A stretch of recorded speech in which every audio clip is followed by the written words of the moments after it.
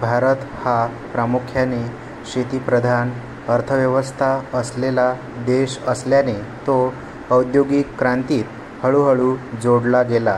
अनेक नवीन उद्योग हे स्वातंत्र्योत्तर काळात उभारले आणि त्यामुळे कामगार बळ जोराने वाढले.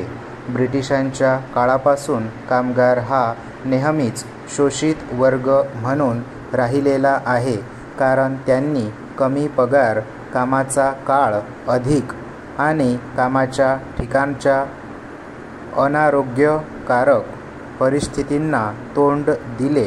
अशा प्रकारे ते नेहमीच लाभांशाच्या शेवटच्या टोकाला राहिले. मग मालक ब्रिटिश असो किंवा स्थानिक भांडवलशाही गटाचा असो. भारतातील कारखान्यामधील कामगारांची स्थिती नियमित करण्यासाठी कामगारांच्या वतीने पहिला पुढाकार भांडवलदार गटाकडून झाला. हा पहिला कारखाना आयोग 1875 मध्ये नेमला गेला आणि पहिला कारखाना कायदा 1898 मध्ये पारित झाला. यानुसार 1891 च्या कारखाना कायद्याने कामाचा दिवस 11 तास असा मर्यादित केला, ज्यात स्त्री कामगारासाठी 1.5 तासांचा मध्यांतर होता.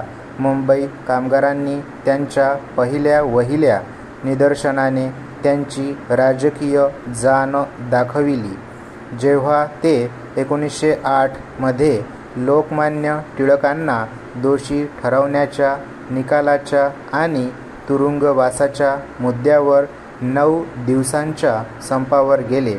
ही चळवळ राष्ट्रीय नेत्यांनी सुरू केली आणि तिची परिणामी ही 31 ऑक्टोबर 1920 ला झाला. लजपतराय यांच्या नेतृत्वाखाली अखिल भारतीय कामगार संघ काँग्रेस स्थापन करण्यात आली. 1926 मध्ये कामगार संघ कायद्याने कामगार संघटनांना कायदेशीर संघटना म्हणून मान्यता दिली व कामगार संघ कृतीची नोंदणी व नियमनाच्या अटी मांडल्या. या कायद्याने कायदेशीर कृतीसाठी खटला चालू ठेवण्यापासून नागरी व अपराधी अशा दोन्ही तुरुंगवासातून त्यांना संरक्षित केले, परंतु त्याच वेळेस त्यांच्या राजकीय कृतींवर काही मर्यादा घातल्या. औद्योगिक वादविवाद सोडविण्यासाठी कामगार संघ कायदा 1929 ने चौकशी आणि सल्लागार मंडळाचे न्यायालय निर्मिती केली.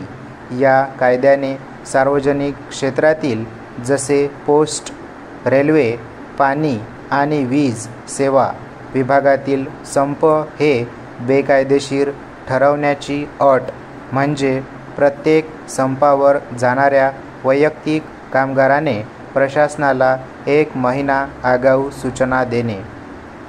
स्वातंत्र्योत्तर काळात कामगार संघ चळवळींनी कामगारांच्या वतीने क्रांती घडवून आणली नाही, कारण देशाने त्यांच्या कल्याणकारी राज्य ही प्रतिमा गृहीत धरून भांडवलदार वर्ग आणि कामगारामधील कलह सुसह्य करण्याचा प्रयत्न केला.